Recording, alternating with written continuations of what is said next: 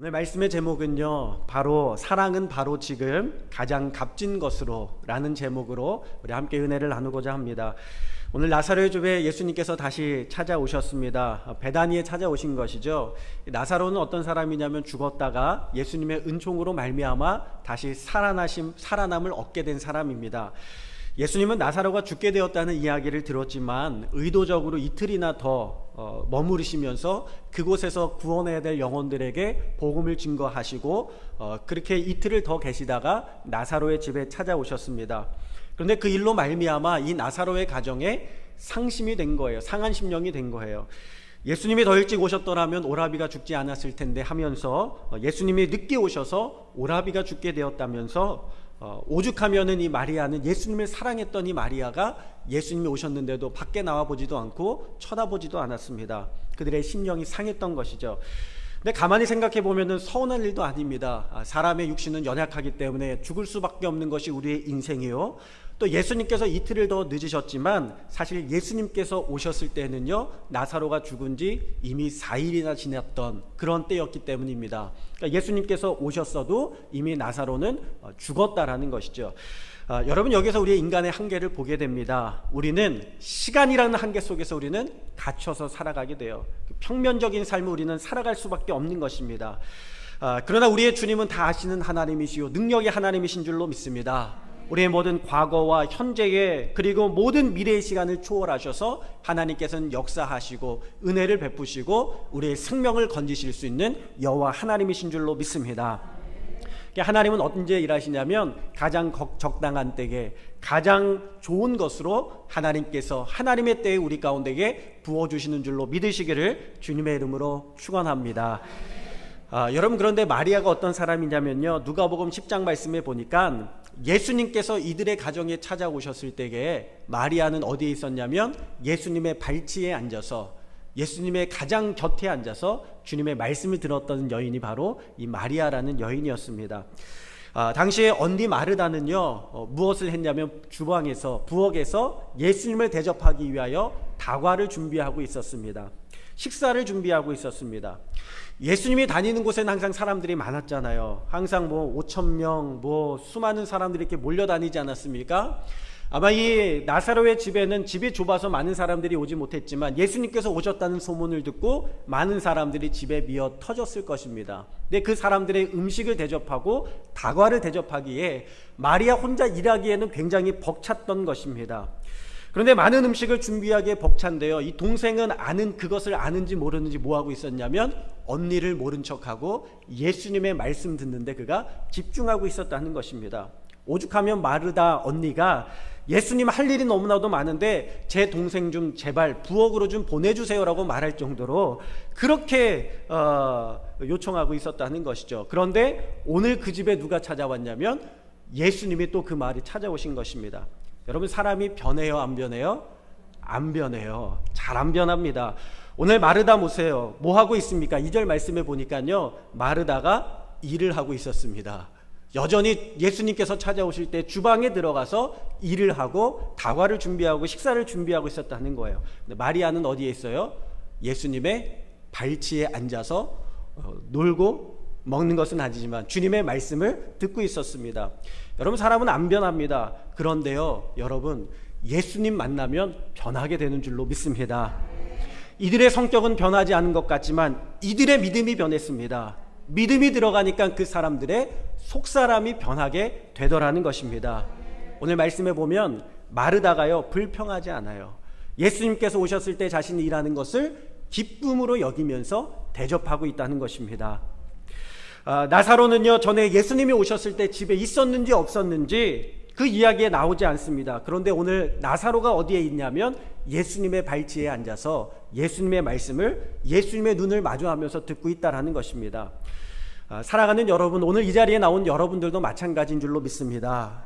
어떤 분은 분주한 마음으로 세상의 모든 짐을 다 가지고 나와서 집에서 염려하던 것을 그 교회까지 어깨에 지고 나와서 염려하시며 앉아 계신 분이 있는 반면에 어떤 분은 정말 주님을 사랑하는 마음으로 정말 하나님의 말씀을 하나도 놓치지 않으려고 예수님 만나려고 찬양할 때 정말 마음을 다해서 찬양하고 기도할 때 나의 마음을 다해서 기도하고 말씀 들을 때 정말 집중해서 말씀을 들으면서 예배에 참여하시는 분들이 있을 것입니다. 어떤 사람에게 복이 임하겠습니까? 안 봐도 비디오요, 두말하면 잔소리 아니겠습니까? 당연히 주님을 사랑하는 마음으로 집중해서 하나님 앞에 예배드리는 자에게 하나님의 은혜는 부어지게 될 줄로 믿습니다. 물론 우리는 주님의 은혜의 하나님이시기 때문에 때로는 남편의 손에 이끌려서 나오시고, 때로는 누군가의 아내의 손에, 누군가의 손에 억지로 끌려와서 예배드릴지라도 주님께서 은혜 주시고 복 주실 줄로 믿습니다. 오늘 예수님께서 찾은 곳이 어디냐면 베다니입니다. 사실 나사로의 집은 아니에요. 나사로의 고향에 있는 곳입니다. 베다니는 가난한 사람들, 소외된 사람들, 연약한 사람들이 많이 모여 있는 곳이 바로 이 베다니라는 마을입니다. 그러한 마을에서도 가장 가난하고 외면당했던 그 가정에 오늘 주님 오셨는데 시몬의 집이었어요. 여러분, 시몬은 어떤 사람이냐면 그가 나병에 걸려서 그의 가족과 떨어지고 예루살렘 성 밖에서 살아야 했었던 그러한 사람이었습니다. 질병을 가지고 죄악된 삶을 살아가고 있었던 그 인생이었어요. 그런데 그가 예수님을 만남으로 말미암아 예수님께서 그를 깨끗하게 하시고 고쳐주시고 치유해 주심으로 말미암아 그가 병이 회복이 되어서 사랑하는 가족들과 함께 고향에 들어와서, 가정에 들어와서 지낼 수 있게 된 것입니다. 여러분, 사실 오늘 말씀해 보면은요, 6월절 엿새 전이라고 말씀하고 있죠. 여러분, 이때가 언제냐면 예수님께서요 이제 곧 십자가에 달려 돌아가시기 전의 상황을 이야기하는 거예요. 그러니까는 금요일날 예수님께서 돌아가셨다고 이야기한다면 그 전주 토요일쯤에 그쯤을 이야기하는 것입니다. 여러분, 그런데 주님께서 십자가에 달려 죽으시기 전에 사람들이, 바리새인들과 제사장들이 예수님을 죽이려고 쫓아다니는 그때에 예수님은 어디에 오셨냐면 지극히 낮은 사람들, 지극히 소외된 사람들, 연약한 사람들에게 찾아오셨다는 것입니다. 여러분, 아무리 주님 바쁘셔도 주님을 구하고 주님을 찾는 자들에게 주님은 찾아가시는 분이신 줄로 믿습니다. 오늘 이 시간에 상한 심령을 가지고 주님 앞에 나와 긍휼을 구하는 모든 심령들 가운데에 하나님 응답하여 주시고 임재하여 주시고 하나님 역사하실 줄로 믿습니다.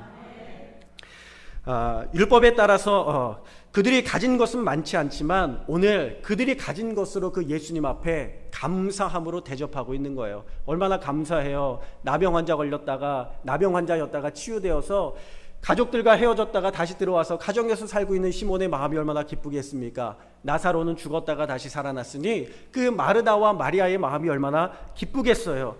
그들은요, 가진 것이 많지는 않지만 예수님에게 자신들이 가지고 있는 모든 것들을 전부를 들여서 주님을 섬기고 있는 줄로 믿습니다.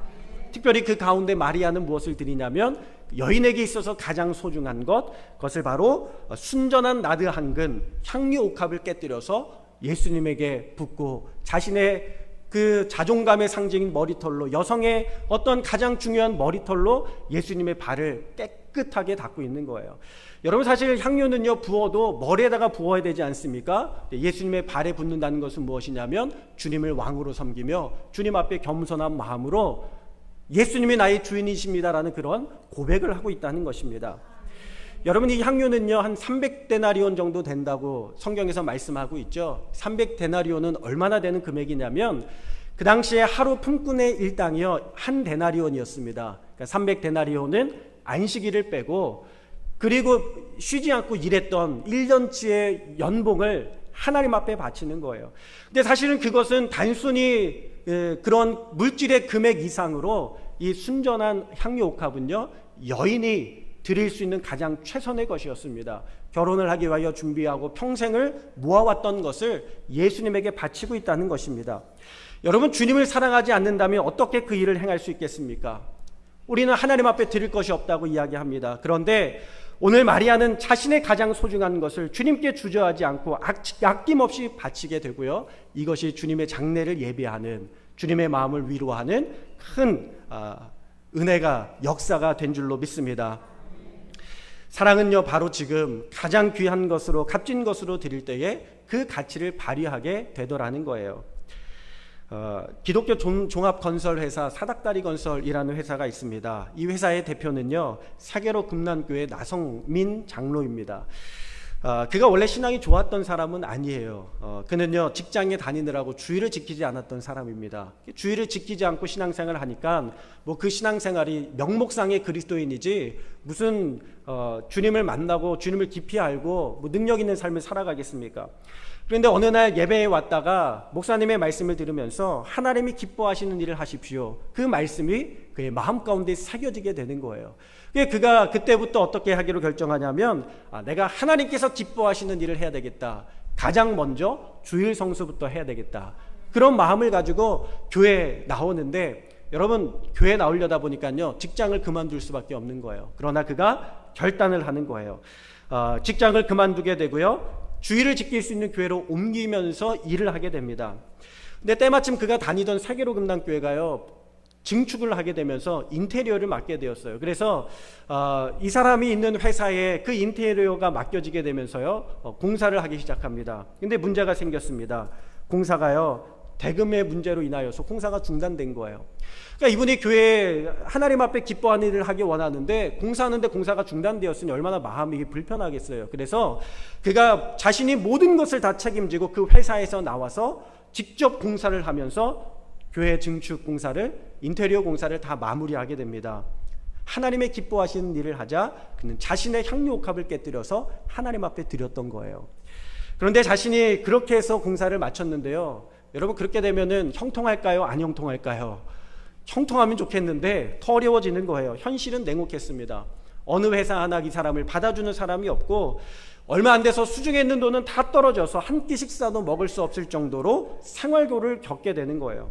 근데 그 어려운 시간 속에서도 하나님 앞에 기도하기를 쉬지 않습니다. 중단하지 않습니다. 더 예배에 참여하고, 더 기도회에 참여하고, 더 하나님의 말씀 앞에 참여하면서 더 하나님 앞에 매달리는 거예요. 반드시 하나님의 때가 올 것이다. 하나님께서 복 주실 것이다. 새롭게 하실 것이다. 그 믿음 가지고 하나님 앞에 더 기도했습니다.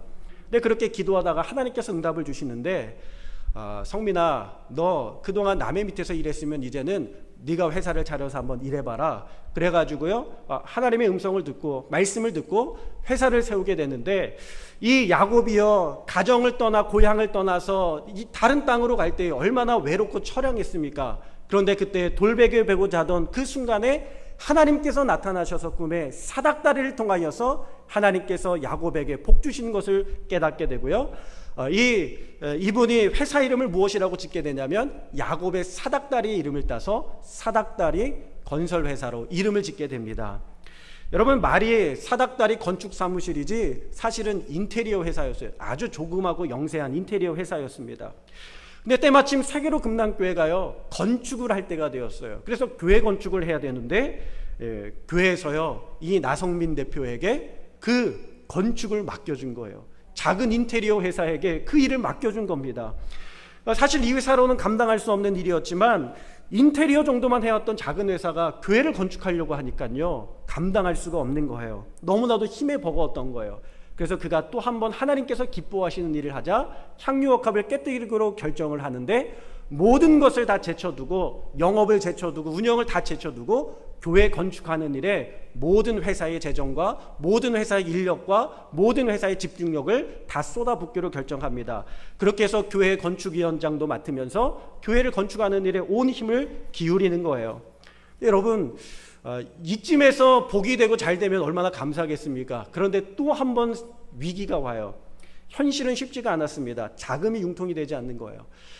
얼마나 마음이 답답하고 피가 말리겠어요. 본인에게 맡겨주고 건축을 부탁을 해서 위탁을 받아서 건축을 하게 되는데, 여러분, 그것이 문제가 생기게 되면요, 교회에도 문제가 되고 목사님에게도 문제가 되고 모든 일들 가운데 문제가 되고 하나님 앞에 영광을 가리는 거예요. 하나님 앞에 부르짖어 기도하는데 하나님께서 놀라운 일을 허락해 주시는데, 전에 지인의 인테리어를 마무리해 준 적이 있습니다. 아무도 관심 갖지 않고 별로 돈이 되지 않으니까 아무도 신경 쓰지 않았던 일을 그가 봉사하는 마음으로 최선을 다해서 마무리를 해드렸는데, 그분에게 연락이 온 거예요. 뭐라고 연락이 왔냐면 대표님, 장사가 너무 잘 돼서 저희가 전국에 체인점을 내려고 하는데 대표님께서 맡아주셨으면 좋겠습니다. 그렇게 해서 한 개, 두 개, 한 개요, 100개의 체인점을 맡아가지고 공사를 맡게 되었습니다. 그렇게 100개의 체인점을 맡아서 공사를 하게 되면서 자금이 돌게 되었고요. 이 회사는 점점 더 커지게 되었어요. 여러분, 하나님께서 기뻐하시는 일을 하면 반드시 하나님께서 외면하지 아니하시고 하나님께서 모른 척하지 아니하시고 붙들어 주신다.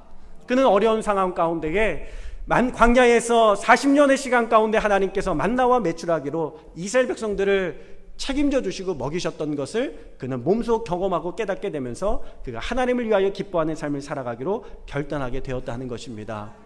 여러분, 저는 오늘 우리 오각교회 성도님들이 정말 우리 가운데 있는 향유옥합 주님 앞에 깨뜨리면서 내가 주님을 위하여 살기로 결단합니다 고백할 수 있는 저와 여러분 될 수 있기를 주님의 이름으로 축원합니다. 얼마 전에 그 경기도 이천에 오천감리교회라는 데가 봉헌 예배를 드렸습니다. 올해 봉헌 예배 드렸어요. 이 교회가요, 사실은 어떤 교회냐면 교회 건축을 하는데 9년 9개월 동안 건축이 멈추었던 교회입니다. 여러분, 교회가요 9년 9개월을 건축이 멈추었어요. 9년 9개월 만에 공사를 완공을 했어요. 어떻게 9년 동안 공사를 할 수 있습니까? 공사가 여러 번 중단된 거죠. 4번이나 건설회사가 바뀌었다는 거예요. 어떤 회사는 망하기도 하고 어떤 회사는 공사 대금을 지불하지 않아서 중단이 되기도 하면서 그렇게 9년의 시간이 걸치게 된 겁니다. 근데 그 소식을 누가 들었냐면 나성민 대표가 들은 거예요. 이 사닥다리 종합건설회사 나성민 대표가 들으면서 그 교회에 찾아갔을 때 교회는 정말 건축할 수 있는 상황이 아니었습니다. 이자 내는 것도 버거운 상황이었어요. 그런데 이 사닥다리 건설회사가 대신 담보가 되어줍니다. 자신의 회사를 담보로 잡아줘서 은행에서 대출을 받아서 그것을 가지고 교회를 공사해주기 시작하는 거예요. 그렇게 건설회사가 은행을 설득하고 대출을 받아 공사를 진행하게 되면서 그의 마음 가운데는 여전히 하나님께서 기뻐하시는 일을 하자, 여전히 하나님께서 기쁨이 되는 일을 하자, 그러한 결단을 가지고 자신의 향유옥합을 깨뜨려서 하나님 앞에 바쳤던 것입니다. 그렇게 해서 2018년도 6월에 5번째 시공사인 사닥다리 종합건설회사를 통해서 그 교회가 믿음의 건설이 다시 건축이 시작되었고요. 그렇게 해서 완공된 교회가 경기도 이천의 어머니 교회로 불리는 바로 오천감리교회라는 것입니다. 연 면적이 2,000평에 예배당이 1,000석 규모 정도 되는 큰 교회로 세워지게 된 것입니다. 사닥다리 나성민 장로님이 그렇게 고백을 해요. 순간순간 하나님 앞에 깨어서 드리는 향유옥합이 없었다면, 하나님을 기쁘시게 하는 마음이 없었다면 저와 저의 회사는 존재하지 않았을 것입니다. 주님 앞에 향유옥합을 아낌없이 깨었을 때에 하나님께서는 더 큰 복으로 인생 가운데 부어주셨습니다. 여러분, 오늘 우리 가운데 하나님 앞에 드려야 될 것이 무엇입니까? 나이가 들면요 몸이 뒤틀리게 되잖아요. 어떤 분들은 손이 마르기도 합니다. 제가 전에 있을 때에 소망부를 봤는데요, 손이 마르고 몸이 마르게 되면요 이게 비틀리게 돼요. 그렇죠? 비틀리게 됩니다. 근데 마비된 손은요 하나같이 오그라들어서 무엇인가를 움켜쥐고 있는 것처럼 보여지게 돼요. 이런 손으로 하고 있어요. 움켜쥐고 있는 것처럼 하고 있습니다. 이 손은 약으로도 펴지지 않아요. 의술로도 펴지지 않습니다. 그런데 언제 펴지는지 아세요? 인간의 호흡이 멈추는 순간에 이 손은 펴진다는 사실을 아십니까? 호흡이 멈추면 펴지는 거예요. 여러분, 무엇입니까? 우리가 이 땅을 떠나가게 될 때는 빈손으로 가게 되는 거예요. 이 땅을 살아가면서 무엇인가 움켜쥐려고 하지만 우리가 그것을 다 내려놓는 순간에는 모든 것들을 다 소유하는 삶이 되는 것입니다. 저는 우리가 욕심을 내려놓기 원합니다. 여러분의 생명도 주님 앞에 내어놓을 수 있기를 바랍니다. 그리고 나는 죽고 예수로 살게 하십시오. 그러면 주님께서 여러분들의 삶에 모든 것들을 채워주시고 부어주시고 넘치도록 허락하여 주실 줄로 믿습니다. 그리고 그때 여러분의 인생 가운데에 생명의 역사들이 놀랍도록 부어지게 될 줄로 믿습니다.